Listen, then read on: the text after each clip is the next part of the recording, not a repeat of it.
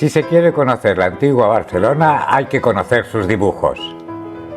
Fue el dibujante más popular, el cronista gráfico desde la época de la Bohemia modernista hasta bien entrados los años 60.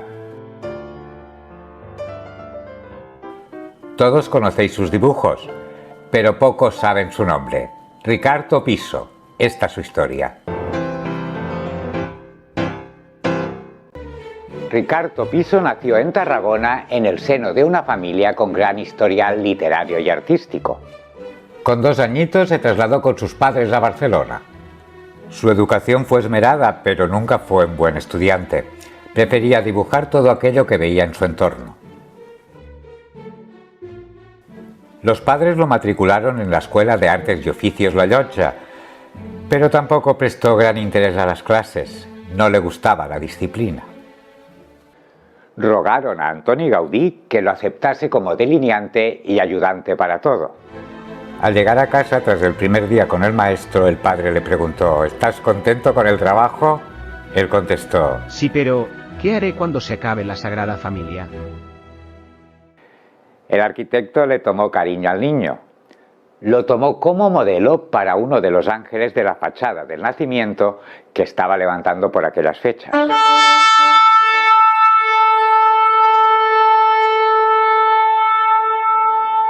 Para completar su formación, Gaudí avaló su ingreso en el Cercle de Sant Lluc, una institución ultra religiosa donde iba a aprender a dibujar.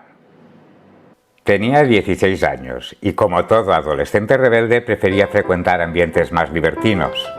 Miguel Utrillo y Joaquín Mir le llevaron al Eden Concert, del Distrito Quinto, y a la taberna Els Quatre Gats, al otro lado de la Rambla, donde se reunían los artistas bohemios modernistas. Allí conoció a Pere Romeu, Ramon Casas, Santiago Rossinyol, Manolo Hugué, Ido Nunell, Pablo Picasso. En esta taberna, de la que tenemos un vídeo, empezó a exponer sus primeras obras.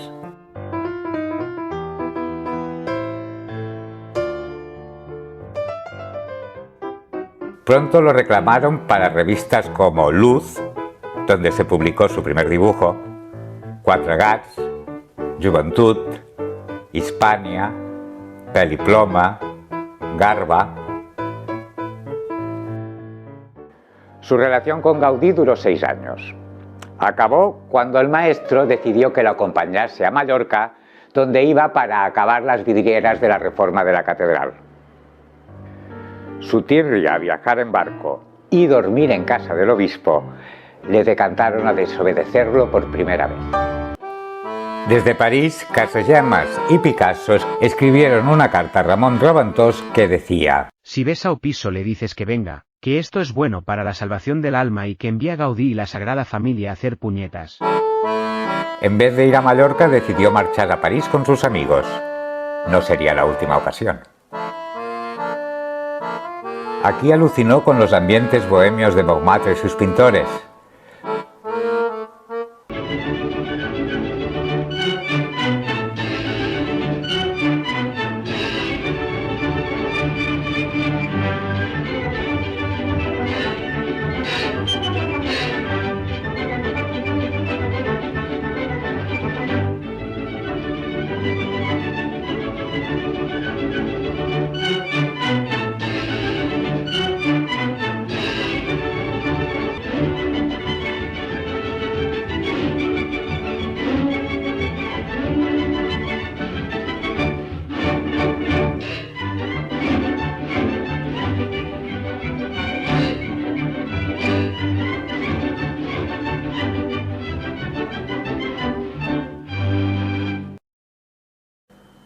Sus referentes eran el cartelista Steinlen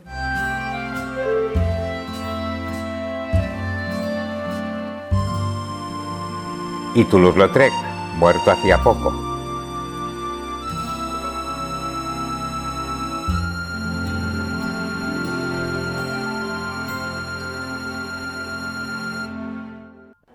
Ricard quedó aliviado de dejar de trabajar en aquella cárcel. Estuvo desde los 12 años hasta los 23. Mi vacante fue cubierta por otros ayudantes sumisos y sufridos como Jaime Llongueras. I.U. Pascual y Joaquín Torres García.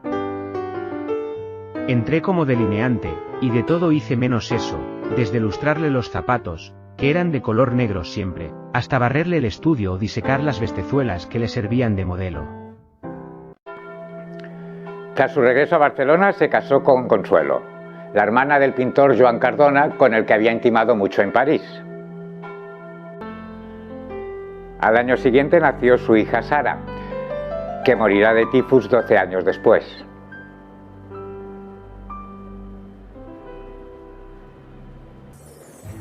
Cuando nació su segundo hijo, Alfred, Opisso ya dibujaba para algunas revistas satíricas francesas junto a Joan Cardona, como Le Rire, Le Frou-Frou, Indiscret, Quiroulas, La Vie en Rose o Fantasio. En Cataluña ya empezaba a ser reconocido gracias a sus colaboraciones en el nuevo semanario de la burguesía catalanista y católica, Cucut,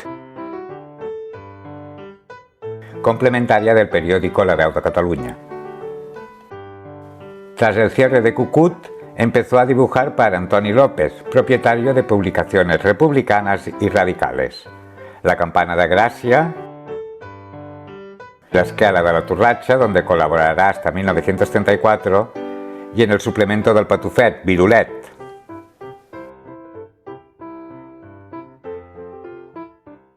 Sus dibujos, siempre irónicos y satíricos, eran a menudo de una sola escena. Reflejaron el día a día de Barcelona, las disputas políticas, las huelgas de la industria textil, las fiestas populares, el embarco de reservistas a Marruecos, las modas,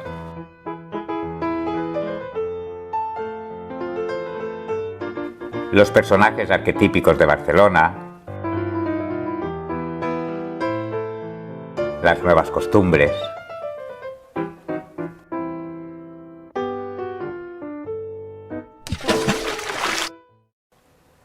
Antonio López le pagaba los dibujos a tanto el personaje. Opisso empezó a dibujar multitudes.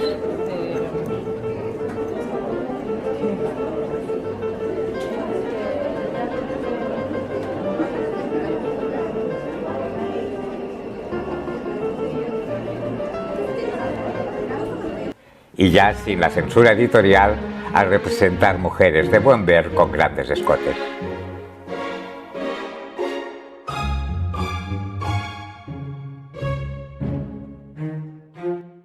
Fue uno de los dibujantes de la primera revista de historietas, Dominguín. En 1919 empezó a colaborar en el TVO, donde publicó hasta su muerte.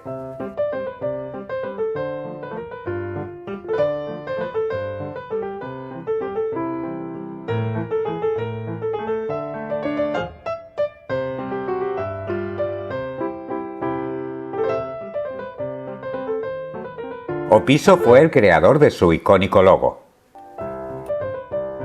También dibujaba para el Neula, Oriflama, Pocholo,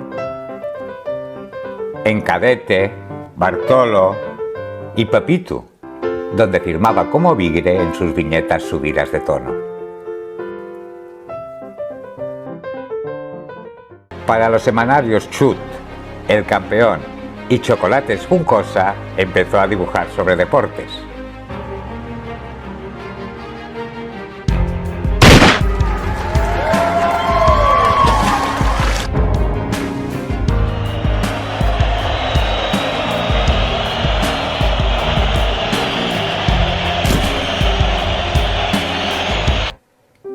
En los años 30, Opisso volvió a recrear personalidades y ambientes.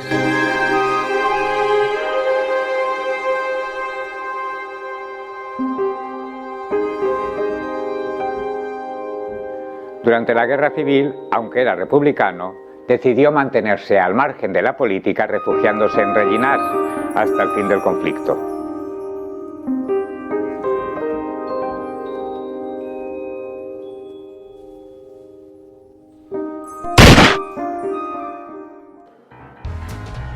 A partir de 1941 empezó a exponer periódicamente.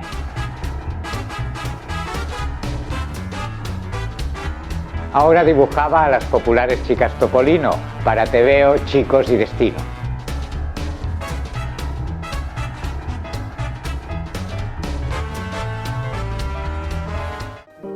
Opiso siempre fue un conversador con mucha chispa, a pesar de no ser un tipo alegre.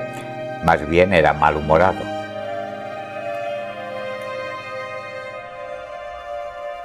La muerte de su esposa lo hundió en una depresión.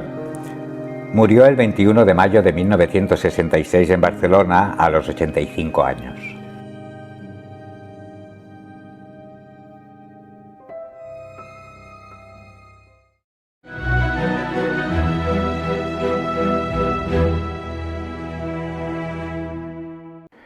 Si te ha gustado el vídeo, en nuestra web tienes las fotos y el guión. Suscríbete a nuestro canal y clica en la campanita para que te avise cada sábado del estreno de nuestro vídeo. También estamos en Facebook e Instagram.